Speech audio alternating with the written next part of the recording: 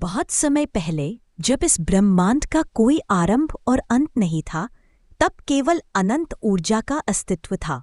यह ऊर्जा स्वयं पूर्ण थी, परंतु उसमें सृजन की शक्ति निहित थी। उसी ऊर्जा से 3 प्रमुख शक्तियां उत्पन्न हुई: ब्रह्मा, विष्णु और महेश। ब्रह्मा सृजन के देवता थे, विष्णु पालन करने वाले, और महेश, जिन्हें हम भगवान शिव के नाम से जानते हैं, संहार और पुनर्निर्माण के प्रतीक बने। किंतु शिव का जन्म कैसे हुआ, यह रहस्य सदा से ही एक प्रश्न बना रहा है। एक बार ब्रह्मा और विष्णु के मध्य यह विवाद उत्पन्न हुआ कि उनमें से कौन अधिक शक्तिशाली है।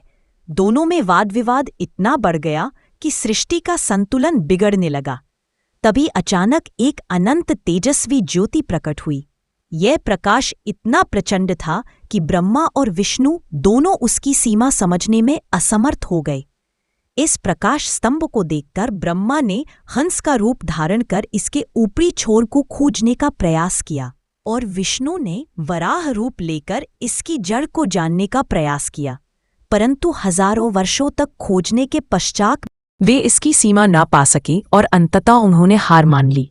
तभी उस दिव्य प्रकाश से एक दिव्य पुरुष प्रकट हुए, जिनकी जटाओं से गंगा प्रवाहित हो रही थी, जिनके कंठ में नीलवर्ण था और जो त्रिनेत्रधारी थे। ब्रह्मा और विष्णु ने इस दिव्य पुरुष को प्रणाम किया और उनकी महिमा को स्वीकार किया। तभी इस तेजस्वी पुरुष ने कहा, मैं आदि और अनंत हूँ, ना मेरा जन्म हुआ और ना ही मेरा कोई अंत होगा, मैं स्वयंभू हूँ। यह सुनकर ब्रह्मा और विष्णु ने स्वीकार किया कि शिव ही सर्वोच्च है और सृष्टि के सभी रहस्यों से परे हैं। तभी से भगवान शिव को आदि और अनंत कहा जाने लगा। वे न केवल संहार के देवता हैं, बल्कि पुनर्जन्म और मोक्ष के भी प्रतीक हैं। इस प्रकार भगवान शिव की कथा यह दर्शाती है कि वे केवल एक देवता ही नहीं, बल्कि ब्रह्मांड की अनंत शक्ति और चेतना के प्रतीक हैं।